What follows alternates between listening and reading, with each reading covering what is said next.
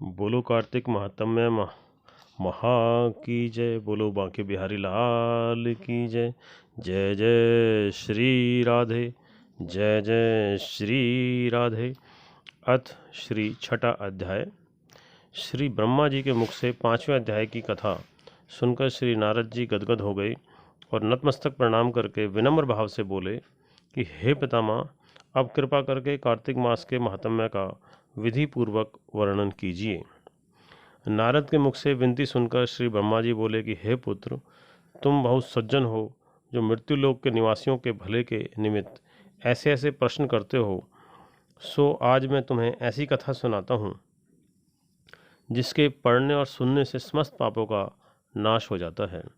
सूत जी नैमिषारण्य तीर्थ पर समस्त ऋषि मुनियों से बोले कि तब नारद जी से ब्रह्मा जी ने कहा, हे नारद, साधु संतों का सत्संग अति पावन और दुर्लभ होता है। यह सांसारिक भय को दूर कर देता है और ज्ञानी ध्यानियों को मोक्ष प्रदान करता है। जिसकी जैसी कामना होती उसकी कामना पूरी हो जाती है। जिस प्रकार श्री गंगा जी पापों को धो देती है और सूर्य पापों को भस्म कर देता है, उसी प्रकार चंद्रमा ताप को दूर कर देता है और कल्प वृक्ष दरिद्रता को नष्ट कर देता है। उसी प्रकार संत समागम पाप, ताप तथा दीनता तीनों को ही नष्ट कर देता है। साधु समागम आधा क्षण भी मोक्ष प्रदान करने वाला होता है।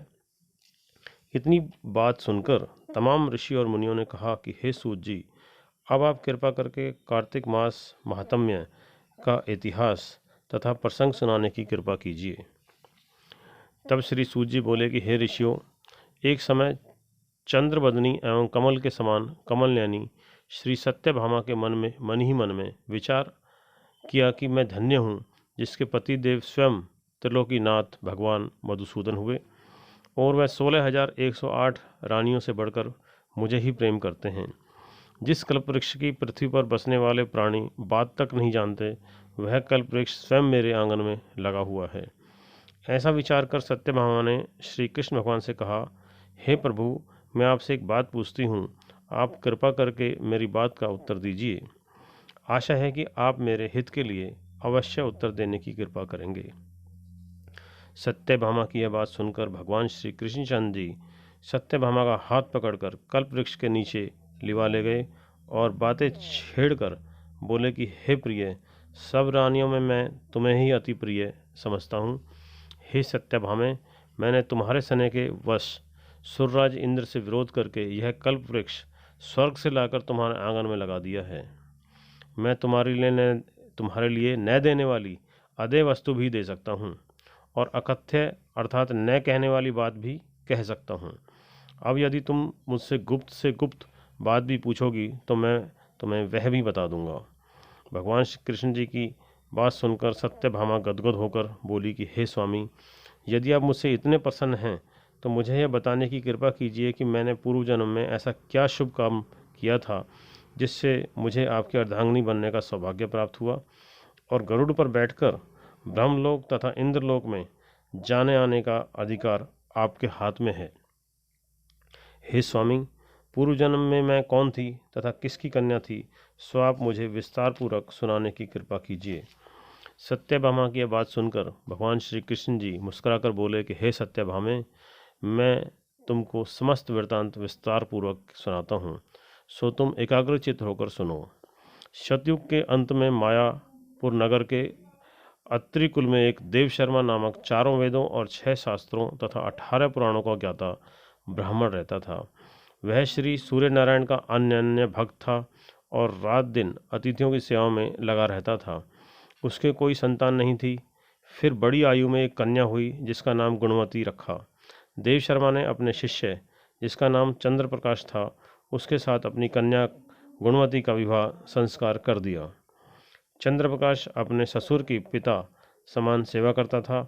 एक दिन देव शर्मा अपने दामाद को साथ लेकर लकड़ियां काटने को हिमाचल के समीप गया। वन में इधर उधर फिरते हुए एक महाभयानक राक्षस देखा।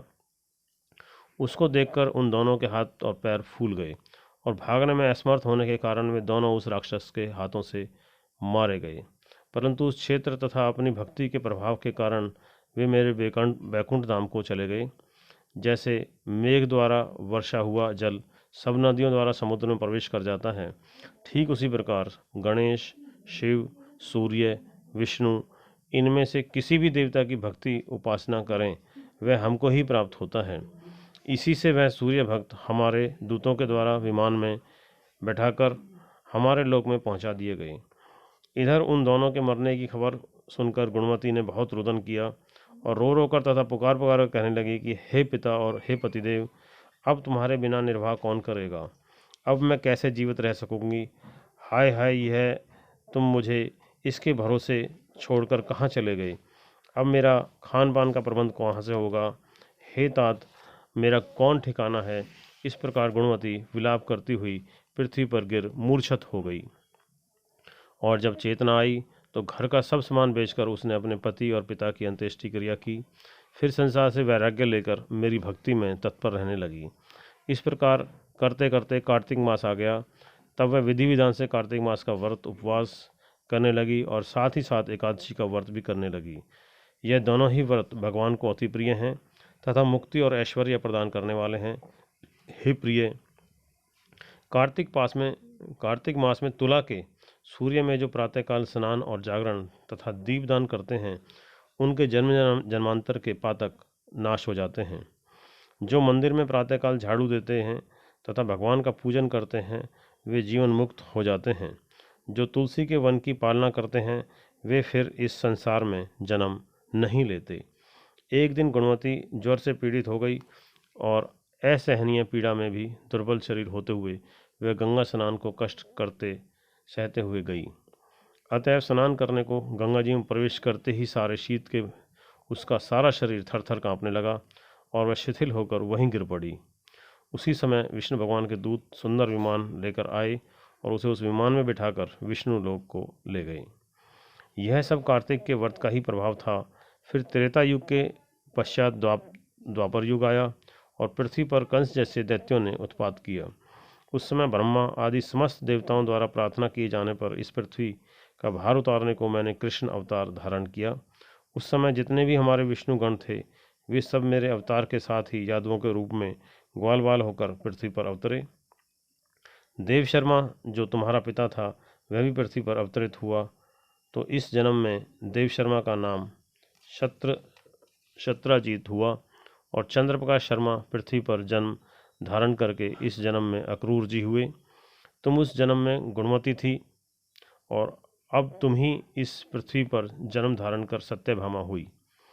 कार्तिक के व्रत के प्रभाव से ही तुम हमारी प्रिय हुई हो। तुमने आजन्म तुलसी के वृक्ष को सींचकर उसका पालन किया।